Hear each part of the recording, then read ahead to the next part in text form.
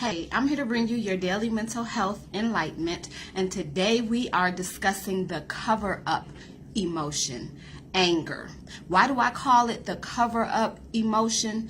Because so much of the time when we display anger, what we're feeling is not really anger. We are using anger to cover up the real emotion that we are feeling. Now, why do we do that?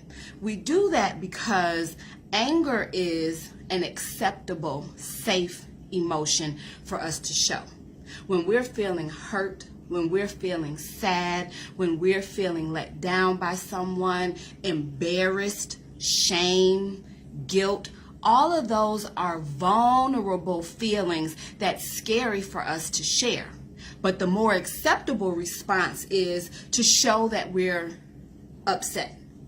So, think about it. If someone has hurt your feelings and they did you wrong, it is much less acceptable in this society to actually show that you're hurt, to cry to them and say you have hurt me, to go to them and share the softer side of your feelings with them. What is more acceptable, what feels safer for us, is to show anger. Is to show them I'll hurt you if you do that to me again. Is to show them I don't care how you treated me. I don't care about you. You're just not going to disrespect me and do me wrong, as opposed to the real underlying feeling of being hurt by them. This is why we use anger to cover up our other emotions, because we are trying to be protective of those other emotions that we think people may take advantage of in us or they may use against us. So let's talk about anger. Anger is the most primitive emotion that we have. And what do I mean by that? It is the youngest, earliest, first emotion that we ever have. When we come out of the womb, the emotion that we are showing is anger. We are crying, we are punching, we are kicking because of a lot of things that we can hypothesize. Because we're brought out of that warm space that we're in, because we're in these bright lights, because we have somebody hitting our bottom, all of these reasons. But what we're showing when we're babies and we're crying is anger. So anger is the most primitive emotion that we have. And so what I know, when I work with someone who struggles with anger, who has anger management problems, who is even being referred or mandated to me because of the extreme anger issues that they have, what that lets me know is that there is something else deeper going on with them. For a person to be stuck at their most primitive level, that lets me know there's something deeper going on that is much greater than this anger, and we need to get down to the real root of the problem. Just like when you see a 35-year-old mother who is out partying, being irresponsible, doesn't hold jobs, isn't taking care of her children, we say, she's stunted at an earlier age in life and there's something deeper going on with her. We need to help that. Same thing when I see somebody dealing with anger. They are stuck at a very young and primitive emotional point. And so I find it my duty to help them push through that and identify what are the emotions that are really going on with you. What are the emotional struggles that you're really having? So I want to make it clear, because sometimes we get confused. Anger is an emotion. It is not a behavior. I do a bunch of anger management groups, and when I ask that question to the people who deal with anger and to the family members of the people who deal with anger, I say, what is anger? And I give the option, is anger a thought, a feeling, or a behavior? Always the resounding response is that anger is a behavior, which is not the case. Anger is an emotion. It's something that we feel, but it's confused for being a behavior because we often only use it as a cover-up. So we're never actually experiencing authentically the feeling of anger.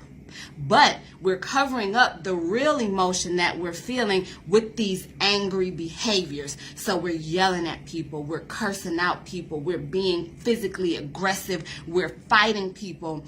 That's how anger gets confused as a behavior because we aren't really authentically experiencing anger when we say we are. So the problem with anger, because anger is the emotion that gets dubbed with the worst name, and there's really nothing wrong with anger, just like there's nothing wrong with any other emotion that we feel. We feel how we feel. The problem is when we behave in irresponsible ways that we do not have the right to behave in. Okay, so what I want to say is how important it is for all of us to be courageous in being able to access and identify the real, true, authentic emotions that we're feeling.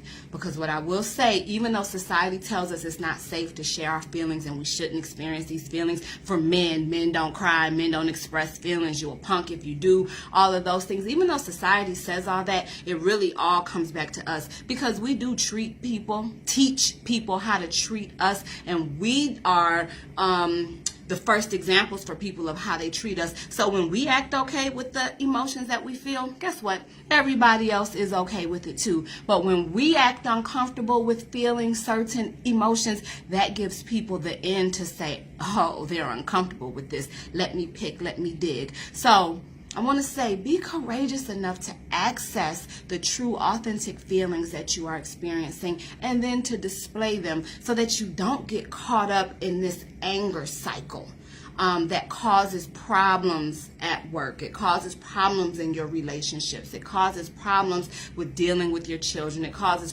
children dealing with your parents and the authority figures that you deal with, because you got this anger block that actually isn't even a natural force that should be there, and it's there causing all of these problems for you.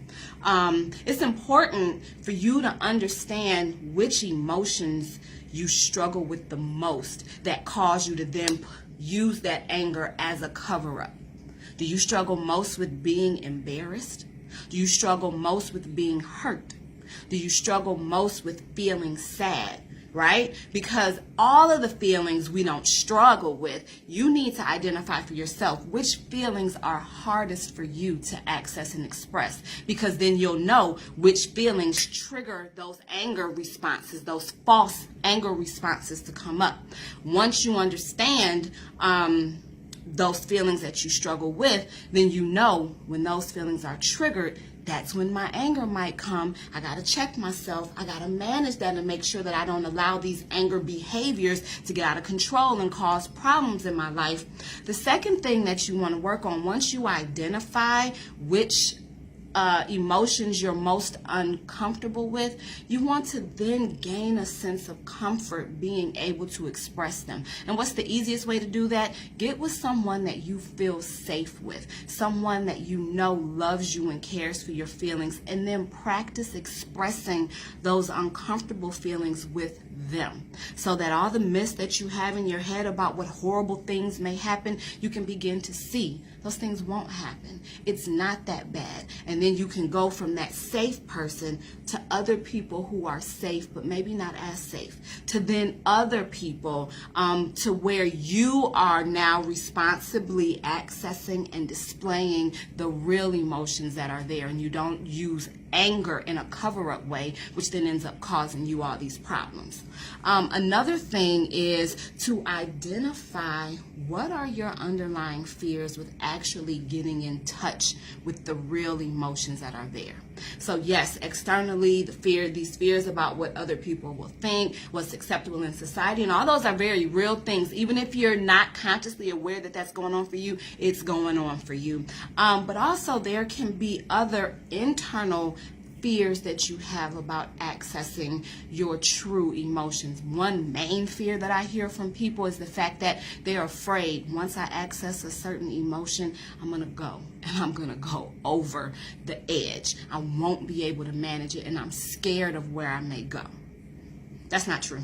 You have control of your feelings. Your feelings do not have control of you, right? But that's just one example that people really do believe. But once you identify what the underlying fears are, you can then begin to face them and one by one manage those fears, so that again you can responsibly access deal with and display the real emotions that are there, and you don't cause interference by using that cover-up emotion of anger. All right, that is the video for today, and I hope that you have enjoyed it. So what is the message? To think about mental health in a different way, a way that helps you to understand that anger is a mental health issue that you have control over dealing with.